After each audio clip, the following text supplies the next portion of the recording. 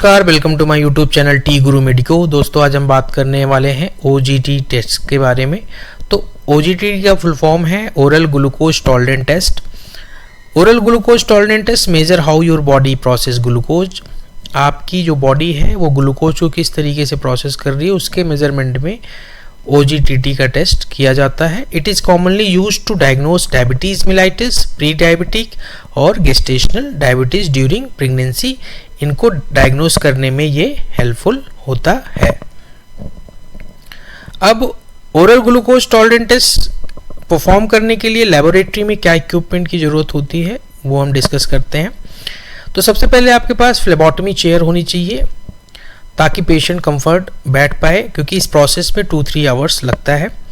उसके बाद blood collection tube होनी चाहिए आपके पास, sodium chloride, oxalate, vacutainer system होना चाहिए आपके पास, टोनिकेट होना चाहिए, अल्कोहल स्वैब होनी चाहिए, स्टेराइल कॉटन होनी चाहिए, बैंडेड होना चाहिए, सेंट्रीफ्यूज मशीन होनी चाहिए, लेबल करने के लिए मार्कर आपके पास होना चाहिए, और ग्लूकोज एनालाइजर, ऑटो एनालाइजर या ग्लूकोमीटर आपके पास होना चाहिए, और लैब रिक्विजिशंस फॉर्म होना चाहिए फॉर डॉक्यूमेंटेशंस। रेफ्रिजरेटर होना चाहिए 2 to 8 डिग्री टेम्परेचर मेंटेन करने के लिए अगर सैंपल्स आपका डिले हो रहा है टेस्टिंग के लिए। तो उसके बाद ओजीटीटी टेस्ट के लिए टेस्ट मटेरियल क्या होना चाहिए, तो जैसे मैंने बताया आपको ये ग्लूकोज सॉल्यूशन जो कि बहुत इंपॉर्टेंट है, और मेजरिंग सिलेंडर होना चाहिए, beaker to prepare glucose solutions, disposable cap with drinking water for giving the glucose drink, timer आपके पास होना चाहिए to measure exact 1 hour and 2 hours intervals. तो ये इम्पॉर्टेंट है for oral glucose tolerance test के लिए टेस्ट मटेरियल। उसके बाद जनरल कंज्यूमेबल्स क्या होना चाहिए आपके पास, ग्लव्स होना चाहिए for the safety, sharp disposable container होना चाहिए for sharp disposable, biohazard waste disposable bag होना चाहिए फॉर वेस्ट डिस्पोजेबल, और जैसे मैंने बताया कि लैब रिक्विजिशंस फॉर्म होना चाहिए फॉर द डॉक्यूमेंटेशंस। उसके बाद before the test preparations patients को क्या इंस्ट्रक्शंस होना चाहिए या फिर किस तरीके की डाइट या किस तरीके की एक्टिविटी में इन्वॉल्व होना चाहिए, ये सारी इंफॉर्मेशंस पेशेंट को होनी चाहिए। जैसे अगर हम डाइट की बात करें तो eat your normal diet for at least 3 days before the test.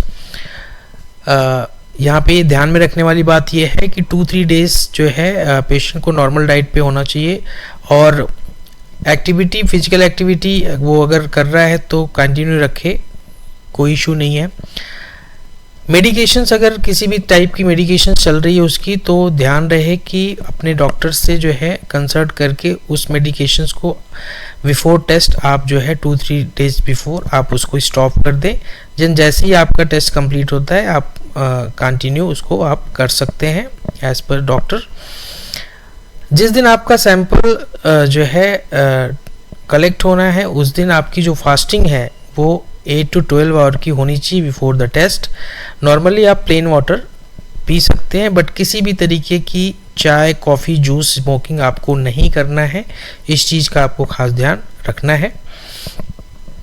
Fasting में you must not eat drink except water. जैसे मैंने आपको बताया कि 8 to 12 आवर की आपकी फास्टिंग होनी चाहिए बिफोर द टेस्ट। जब आपका फास्टिंग ब्लड सैंपल्स कलेक्ट हो जाता है देन उसके बाद आपको ग्लूकोज ड्रिंक दिया जाता है as per your body weight. अगर आप एडल्ट हैं तो 75 ग्राम ग्लूकोज आपको वाटर में डिज़ोल्व करके दिया जाता है, और उसको आपको 5 मिनट के अंदर जो है पीना होता है। देन उसके बाद आपका रेस्ट पीरियड स्टार्ट होता है। आपको जो है और कुछ उस रेस्ट पीरियड में खाना पीना नहीं है, ना किसी भी तरीके की एक्सरसाइज आपको करनी है, आपको सिर्फ रेस्ट करना है। और जैसे ही आपका रेस्ट टाइम कंप्लीट होता है विद इन 2 आवर्स आपका रिपीट सैंपल्स लिया जाएगा फॉर द ग्लूकोज टेस्ट के लिए। देन उसके बाद अगर हम ओरल ग्लूकोज टॉलरेंस टेस्ट की जो है नॉर्मल रेंज की बात करें, तो जैसे जो आपका फास्टिंग सैंपल्स हुआ है, अगर उसमें जो आपकी रीडिंग है वो बिलो 100 mg/dl आ रही है तो आप नॉर्मल हैं, और आफ्टर 75 ग्राम जब ग्लूकोज आप इंटेक कर लेते हैं, देन उसके 2 आवर्स के बाद आपकी जो वैल्यू है अगर वो 140 mg/dl के बिलो है तो भी आप नॉर्मल हैं। और इस ग्लूकोज टॉलरेंस टेस्ट की अगर इंटरप्रिटेशंस की अगर हम बात करें तो 100 से लेके 125 mg/dl अगर आप फास्टिंग में वैल्यूज़ आ रही है तो वो कहीं ना कहीं प्री डायबिटिक में काउंट होता है। और वहीं पे जब आपने 75 ग्राम ग्लूकोज इंटेक किया और उसके 2 आवर्स के बाद आपकी वैल्यू 140 टू 199 mg/dl के बीच आ रही है, तब भी वो कहीं ना कहीं प्री डायबिटिक काउंट होता है। तो ध्यान में रखने वाली बात यह है कि अगर आप फास्टिंग में 126 mg/dl एबव जा रहे हैं तो कहीं ना कहीं वो आप डायबिटिक में काउंट होंगे।